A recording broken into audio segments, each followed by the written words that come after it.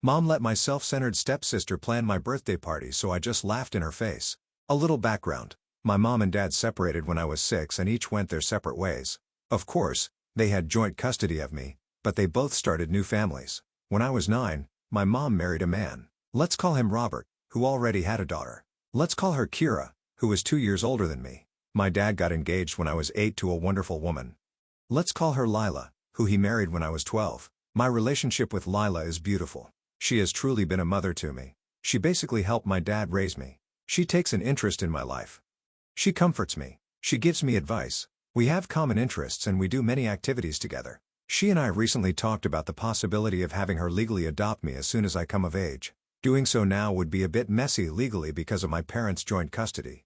Because for me, she is my real mother and I want it to be official. My relationship with my bio mother, on the other hand, is almost non-existent. Even if I was forced to spend specific days with her, we never managed to bond because she spent all her time giving attention and affection to Kira. Even when she tried to involve me in some activity, she always included Kira, and we had to do only what Kira liked. At a certain point, I started to decline her invitations and often asked if I could avoid going to her on the set days because I was almost always ignored or left aside, and I preferred to stay at home with my father and Lila. My father always tried to understand me, but he also had to honor the rules set by the judge. When I got more mature, he admitted that he was afraid that my mother might make some mean move in court if he agreed to not let me go to her on the appointed days. Yeah, this is something my mother would do. After knowing this, I understood my father's reasons and I absolutely don't want to put him in trouble. So I didn't make such requests anymore and I respected my schedule. Now let's get to the point. In 2 weeks, I will finally turn 18. I was lucky because my birthday falls on the days I have to stay with my dad. So he, Lila, and I started planning my birthday a month ago. It will be nothing too crazy, just a party with family and friends at my favorite pizza place. A casual night where I just want to have fun with the people I care about and to do what I like. The place also has karaoke and I love singing. Of course, after booking and setting everything up, we sent out the invitations and this extended to my mother as well. Honestly, I didn't really want her there, but then I thought that this would actually be the last time I was forced to be involved with her because once I turn 18, I won't be forced to follow the judge's rules anymore. So we sent out the invitations 2 days ago and we already had almost all the answers so we could organize the precise number to send to the pizza place. The only thing missing was my mother, who saw the text and did not respond. I told my father that I would not insist, and if she did not respond, then it meant she did not want to come, and I was fine with that. I think my father was also a little relieved by the idea even if he didn't say it openly, but I could see it in his face. Anyway, the drama started this afternoon. My mother called me very angry, accusing me of being childish and that I shouldn't have planned anything without telling her first. This left me a little confused, and I reminded her that I always planned all my birthdays with Dad and Lila. Most of the time, she didn't even remember. So complaining now was quite hypocritical. This made her even angrier and started attacking me because Kira had been crying ever since I sent the invitation to my mother because she had already planned a whole birthday party for me. And I was really speechless because the relationship between me and Kira is zero. She is the classic spoiled brat who always wants to be the center of attention, and my mother has always supported this behavior of hers, making it worse. And clearly, she and I have never gotten along. I just don't understand why the hell Kira wanted to organize a birthday party for me. It didn't make sense. I asked her why she did it and especially why she did it without telling me. I mean, did she really think I wouldn't make any plans for my 18th birthday? It was ridiculous. My mother said it was supposed to be a surprise and since I didn't tell her about my plans, she thought I didn't want to do anything for my birthday. And I mean, she could have asked. No? But here comes the worst part, and I admit the one that made me lose my cool. My mother started listing all the things Kira had prepared for my party. Maybe to rub it in my face what I would have missed, and they were all Kira's favorite activities. Things that I didn't like. She had booked a fish restaurant for lunch and I don't eat fish. Not because of some whim, but because it makes me feel sick. She also booked an afternoon activity at a ranch near the city where my mother now lives where you can ride horses and, well, I don't like it. I have nothing against horses in particular, but the idea of riding one or getting really close to an animal that big scares me. Then she thought about going back to my mom's house for a backyard barbecue for dinner, and I just don't want to do that because I don't want to spend more time with my mom than I have to. My mother also said they had already sent out invitations to everyone, and at that point, I was really speechless, but I had to ask her who she had sent them to because my friends, my dad, and his family hadn't received anything. It turns out that mostly Robert's family, my mom's family, and Kira's friends were invited. I mean, it was basically a party organized by Kira for herself but under the pretext that it was for my birthday. So I didn't hold back and I laughed in my mother's face and hung up the phone. It was all too ridiculous to be true. Come on. Anyway, my dad came to me a little while ago saying that my mom called him mad because I laughed in her face when she told me about the party they had organized for me, and he was very upset about it. He was starting to say that despite all the feelings I had for my mom, they were trying to do a nice thing for once, but I stopped him right away and explained in details how the party had been organized. Details that my mom left out when telling him. His expression changed quickly. He just said, "I'm going to make a phone call," and I've been hearing him yelling at my mother for at least 20 minutes now. Layla came to me after learning about the situation and said that as much as she could relate to me, I was a little rude to laugh in my mother's face and hang up without explaining. She thinks that I should have spoken out like an adult despite my feelings and sort things out in a civil and mature way. She wasn't angry, just a bit disappointed about how I acted. As soon as she left, I thought about my actions and maybe I was a little hasty, but I don't think talking to my mom about it would have helped honestly. But maybe I could have handled it better. I'm starting to think I was a bit of in a hole in that moment. Well, personally, I don't think I can fault you. It was a natural response to something ridiculous. You laugh about it. Does Layla have a point that you could have acted a little bit more maturely or maybe tried to not laugh in your mom's face? Sure. You could have, and Layla is definitely a way better person than me because I would have probably done the same as you. So I would say overall not the a hole, but maybe next time if you want you can follow Layla's advice. And what do you guys think? Let me know in the comments section, and now let's check out the community comments. Acute Death 2023 says, I mean, what did she, the biomom, think was going to happen? You were going to grovel and accept the crumbs being thrown your way. Answer is she wasn't thinking. She was just going along with Kira. Same old, same old. The thing is, people like that just rely on people like you to just keep on keeping on without any sort of pushback. And when the inevitable pushback happens, they can't handle it. Could you have been more polite? Yeah, probably. Was it fully justified? Oh, hell yeah. You are not the a-hole. This internet stranger is proud of you. Proud of the way you sucked the situation up and just dealt with it when you had no choice. Proud of the way you have formed a close relationship with your father and stepmother, and proud as hell for you standing up for yourself. Best wishes for a wonderful birthday. XXX says, I think I would have laughed too. I get that the important adults in your life want you to be more compassionate, but you've really taken a lot of crap from your bio-mom side of the family and all you've done is laugh. In my opinion, you were exceptionally well controlled. If it makes the situation better, offer to apologize for laughing. But stay firm on your birthday plans and let your stepsister have her party without you. And Government Business says you are about to be an adult. Not only exciting, but it sounds like things will get better for you since you can decide who to spend your time with. Sounds like your mom and stepsister are just attention seekers. Okay. The community agrees that OP is not the a-hole. So now let's move on to the first of two updates to see what happened next. Okay. I didn't think my post would get all this attention. Well, but thank you all for the good wishes and words from comfort. I read all your comments and decided to follow some advice. First of all, I talked to Lila about my reaction to my mother. Lila raised me on the importance of communication and always pushing me to talk about my problems so I could solve them.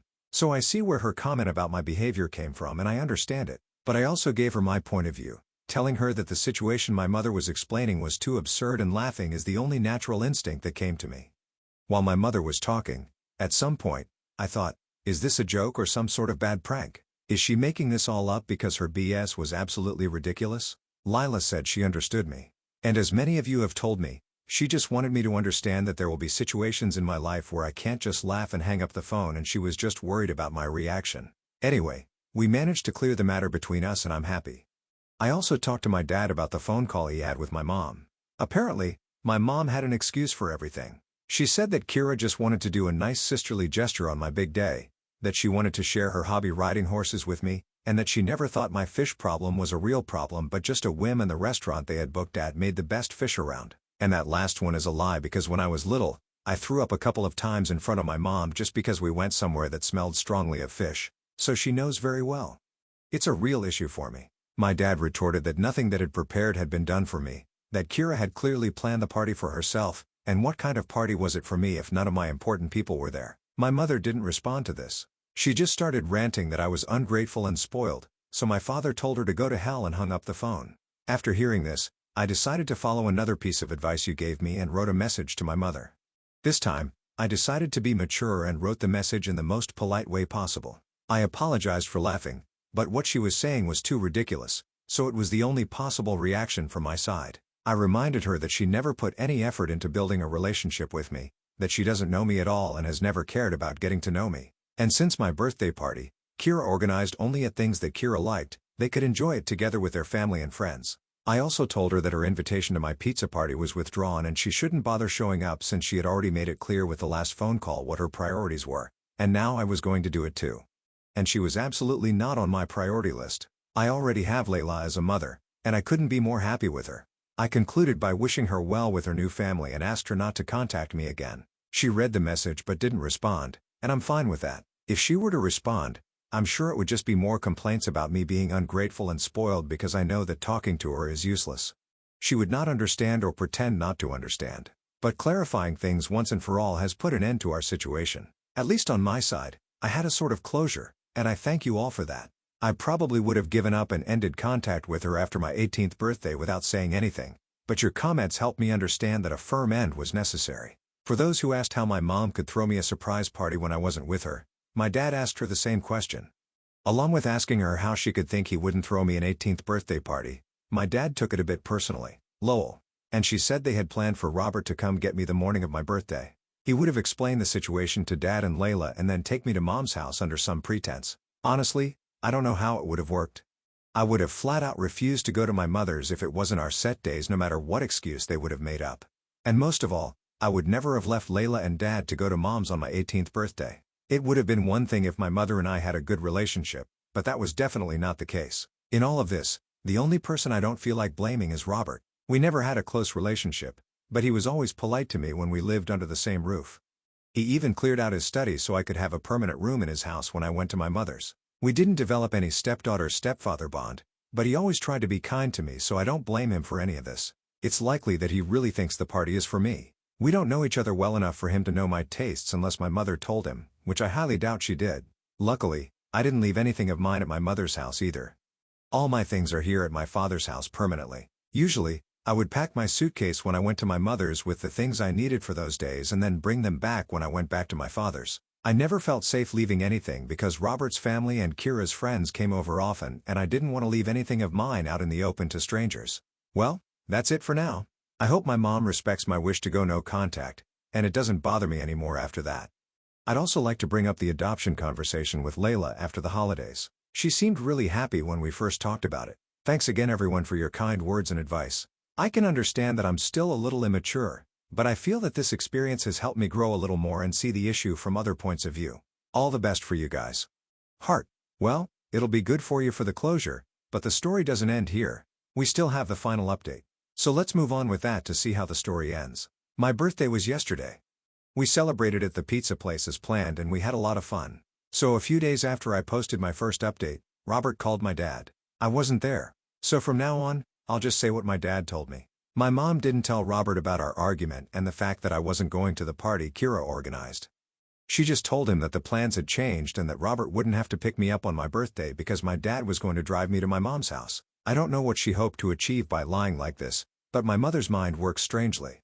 Robert didn't know it was all a lie until he picked up my mom's phone and read the last message I sent her. At that point, confused and realizing that something wasn't right, he decided to call my dad to find out what was going on. My father told him everything that had happened and why I had sent the message to my mother. Also, saying why I would not be attending the party and that, no, he would not be accompanying me and that my mother had lied to him. Robert replied that he was sorry for how things turned out and that he really believed the party was for me. He had no idea that Kira had planned everything and had specifically chosen things that I would never do. He also said that he would take care of it and to say goodbye to me. A few hours later, my mother called me, but I rejected the call and permanently blocked her number. I don't want to hear anything more about her and her dramas. I didn't know exactly what happened between her and Robert that made her call me again after days of silence and after I told her not to contact me anymore. But I could only guess that since my mother doesn't work and Robert is the only one who could have paid for everything Kira had planned for the party, I imagined that when he told my father he would take care of it, he meant that he would cancel everything or not pay for the party. This theory was confirmed just yesterday morning. I received greetings from my aunt and grandmother, like every year, and they also sent me a nice sum of money as a birthday present. After the birthday message, my grandmother also added that she was sorry that my party was canceled, but that she understood the reason after Robert explained it to her. So, yes, Robert did cancel everything, and he even told everyone why. This must have pissed my mom off a lot. I guess, lol.